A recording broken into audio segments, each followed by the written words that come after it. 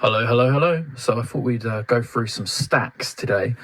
So basically my record collection is in a really random order. I need to alphabetize it. But the reason for that really is that I haven't got a solid unit to kind of store all my records. I have got some shelves, but they only hold a certain amount. They only hold about half or a third of my whole record collection.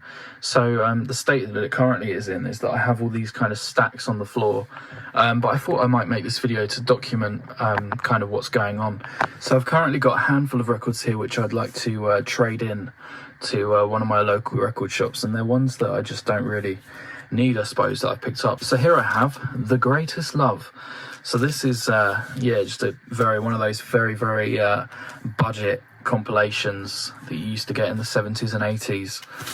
I picked it up because there were some cool songs on there, but there's also a bunch of really soppy stuff that I really just don't rate at all. You know, you've got stuff like I'm Not In Love by 10cc and Hello by Lionel Richie, which is brilliant, but then you've also got just some really cheesy stuff on there that I really don't want.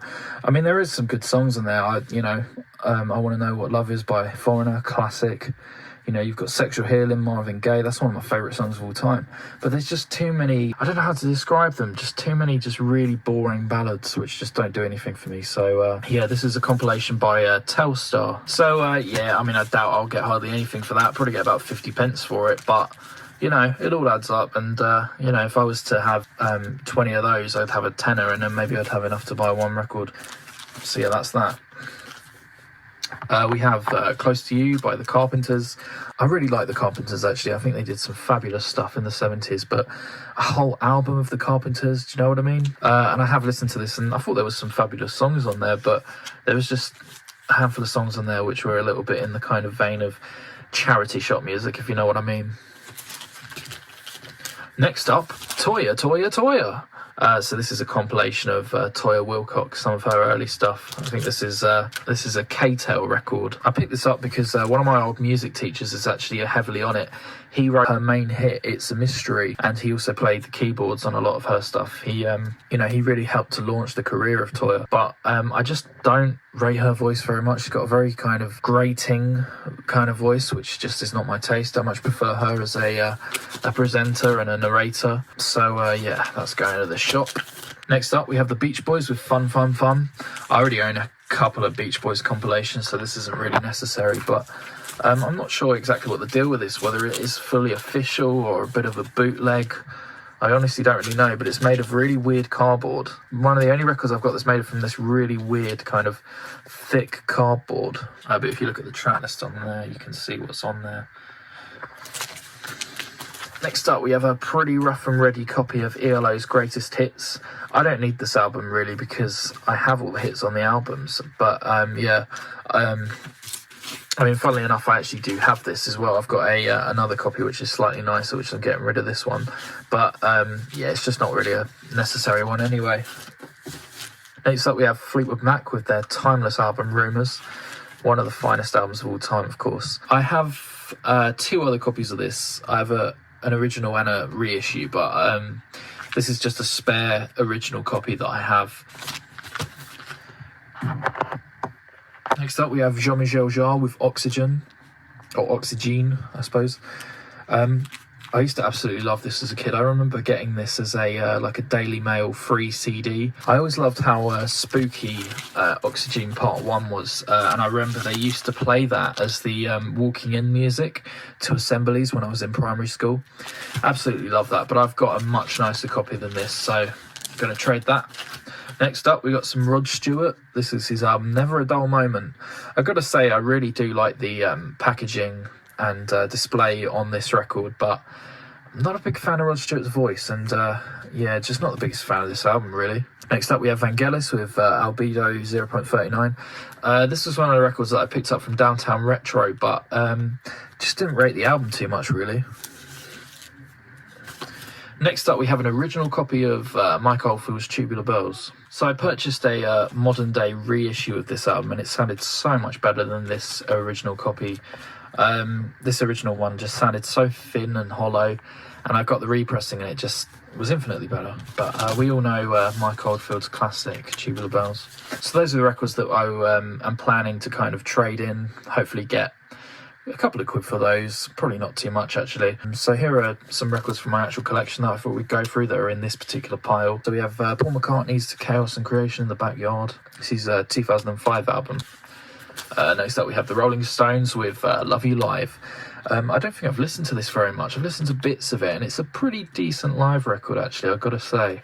Maybe not the best, but it's okay. Next up we have a record by The Police. Police have got a very cool vibe actually.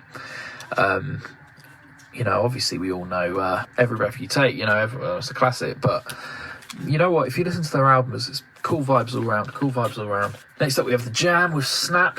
I think this was my father's copy, but it wasn't very well looked after. It's pretty beat up, but I would like to get a new copy of this, whether it's an original or a new one.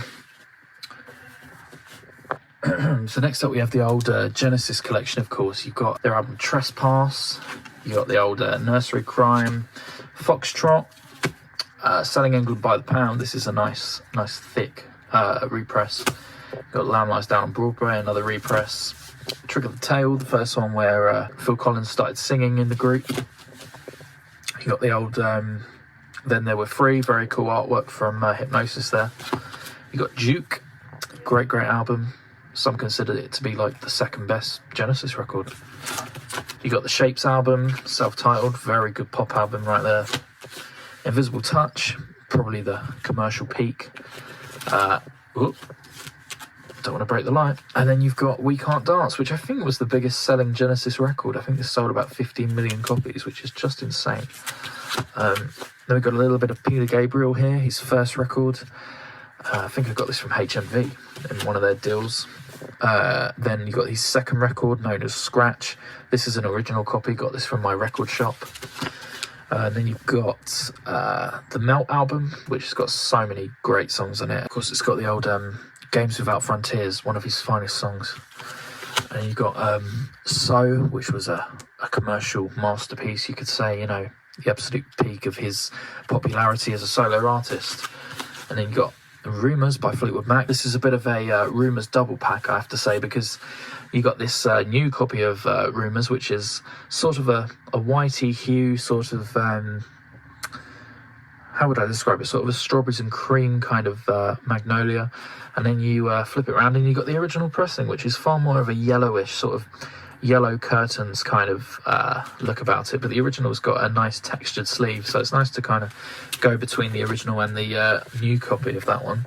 This one is Fleetwood Mac's Greatest Hits, of course, covering many of the classic Peter Green bluesy era of the group. Next up we got a bit of Roy Wood. This is his fine album known as Boulders. Absolutely beautiful record. He played all the instruments on here and produced it himself.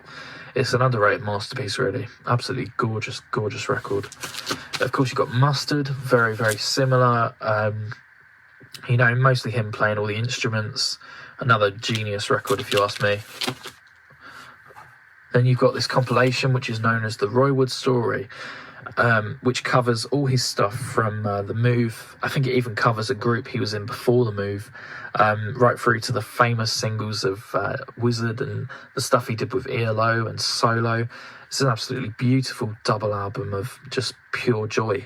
And if we flip this around, we'll see that I actually got this signed by Charlie Grimmer, who was the drummer in Wizard. And of course, he was on this record as well, Wizard Brew.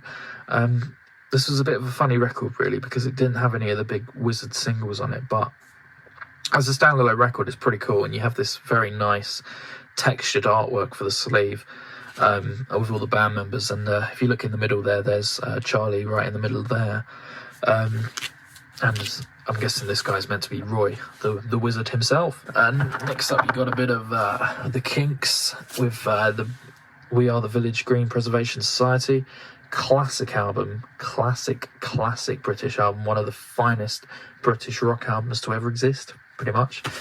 And very much the same, up there in the peak of the Kinks, you also have Something by the Kinks, released a year earlier, and it's another classic.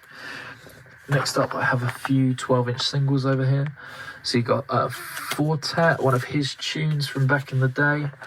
You've got I don't even know what this is, to be honest. You've got Breathe by The Prodigy, one of my favourite songs of all time.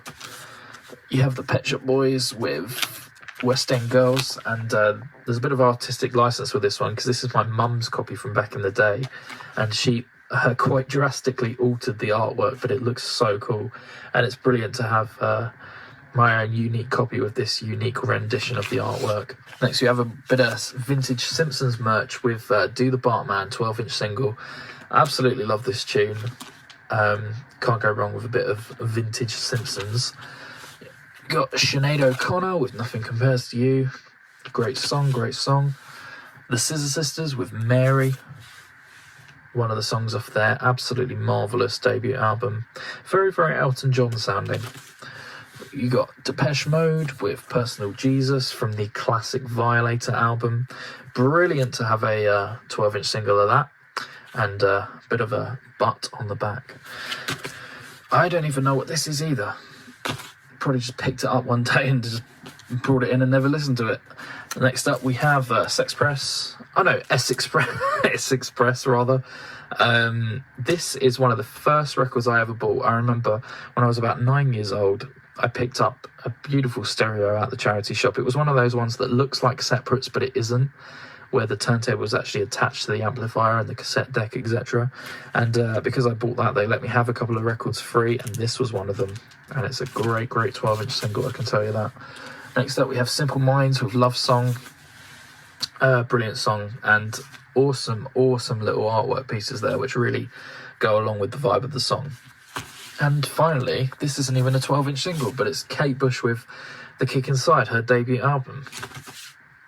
So whilst we're here, I thought we'd have a little look through one last pile because there's so much stuff here, but why not talk about one more pile? I don't think we'll get through it all, but we'll have a look through here. So we've got the Prince Batman soundtrack. I might give this to my brother, actually, because I think he has a bit more of an appreciation for it than I do. I'm more a fan of the early Prince stuff, so his sort of first 5, 6, 7 albums. Next up, we have a bit of Marvin Gaye with What's Going On, one of the finest albums you're likely to find. And then we've got Let's Get It On, which is another one of the finest albums of the 70s. We have a bit of Gorillaz with Demon Days. We've got the Velvet Underground, a few albums by them.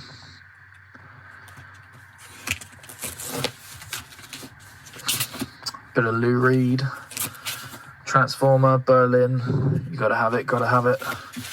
Bit of MF Doom with Doomsday. This is so random, there's just no order to any of this. We have a bit of John Cale and Terry Riley. I like the Doll's House theme of this album cover. More John Cale, Paris 1919, Fear, Slow Dazzly, Hell on Troy, Animal Justice EP, Music for a New Society, bit of ABBA. As cheesy as they are, you've got to admire the genius songwriting of ABBA. More Gorillaz, a bit of Burt Bacharach, Holst the Planet, Enya, and a bit of Elvis, I think, just to finish off. And that's it.